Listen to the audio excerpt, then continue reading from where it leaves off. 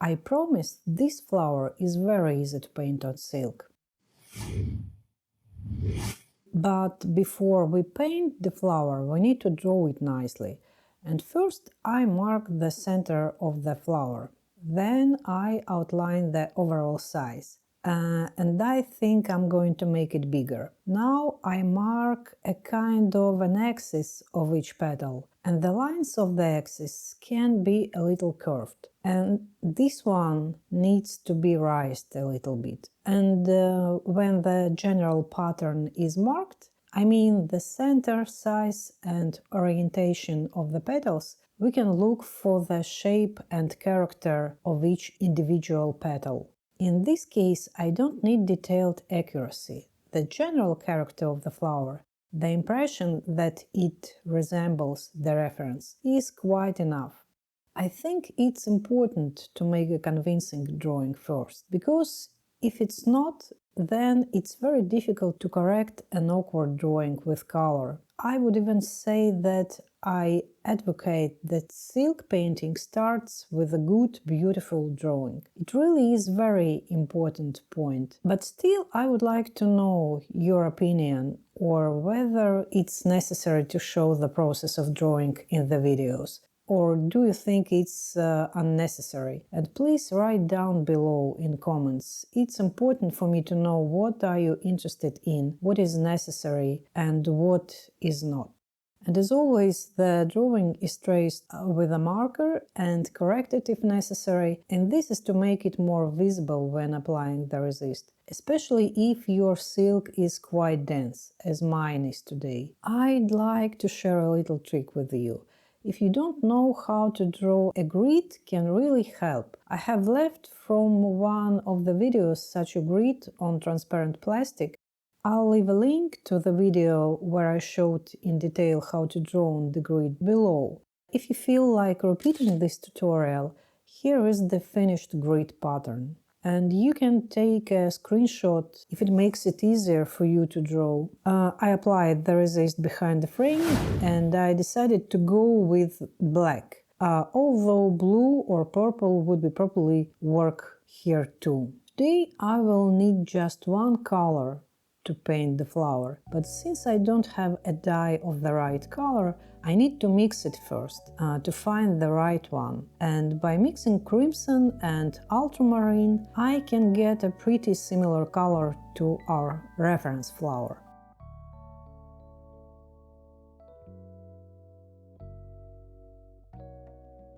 And now I'll mix it in a plastic cup to make it easier to work with.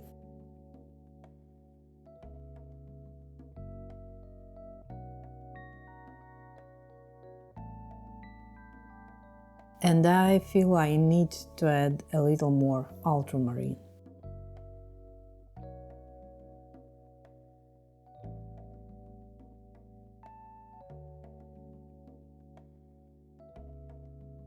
I just wet the white areas of the flower with water.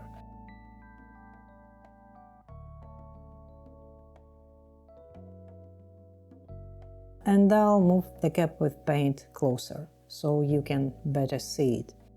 I just apply the color on the edge of the petal, and the paint remaining on the brush I use up on the second petal.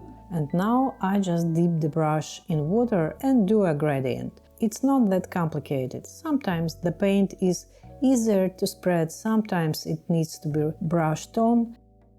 Our gradient can be uneven.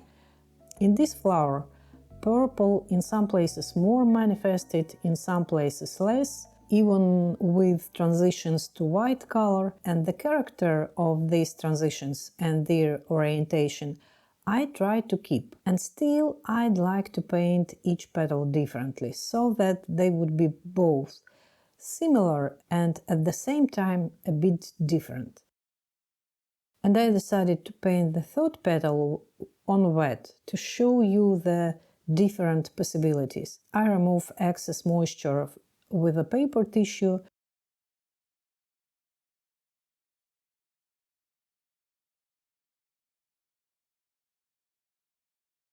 And still I will grab a little paint not from the cup but from the palette.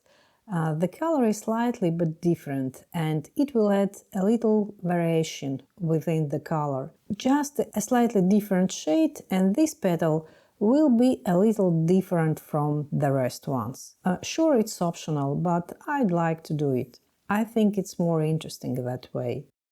In the fourth petal, I'll try to make the gradient even. I don't know how I'll do with my love of variations.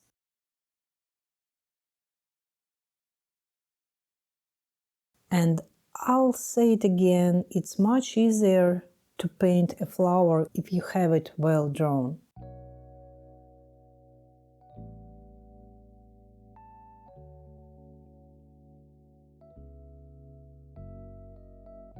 In the fifth petal, I'm going to show this band. It's not so much in the reference, I exaggerated it, but it's going to make our flower more diverse and lively.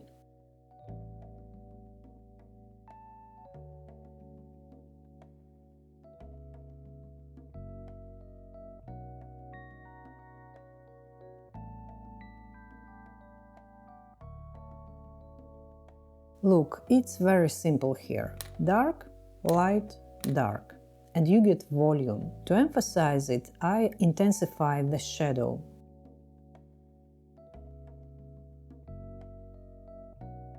And these strokes, I draw them first and then rub them, smear them.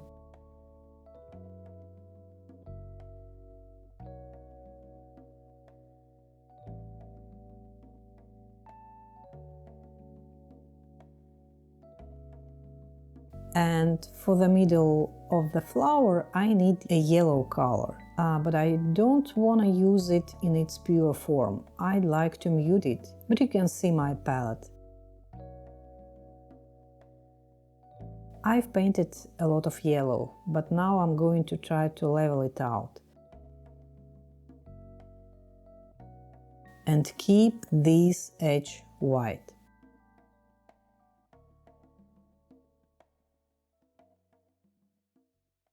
And you can always correct something, change something in your work.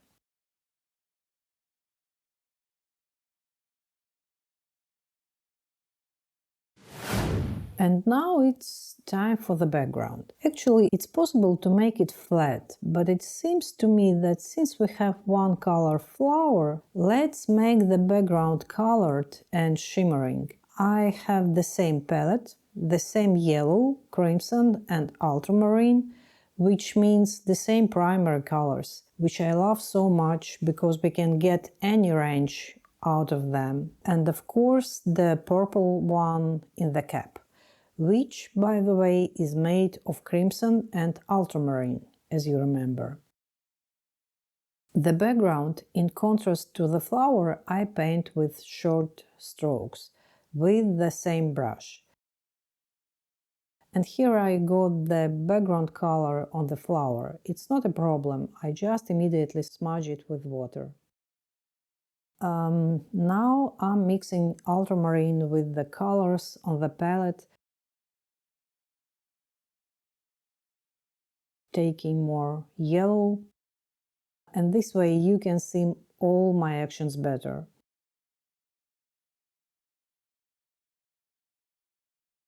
Where there are gaps, I add another color point by point.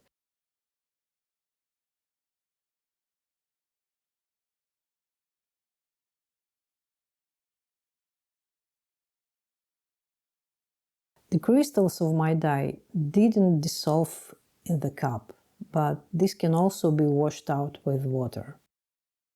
As soon as the paint of the brush runs out, I immediately take another color. And there are already many different colors on the palette. They are mixed many times, and you can also add color from the cup or pure color.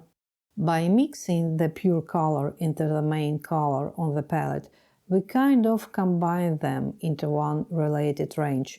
The color is different each time, but the overall gamut remains converged, and the smaller your brush, the faster it will run out of paint, the more often you will take a new color, and thus the more interesting, rich and vivid will be your background. And that was a little trick. I try to share all sorts of little secrets with you every time, and this one with a little brush is one of them. This is what these transitions look like up close, and I think it's pretty good. We mixed the monotony of the flower with the diversity of the background, and in general our picture looks quite lively and interesting.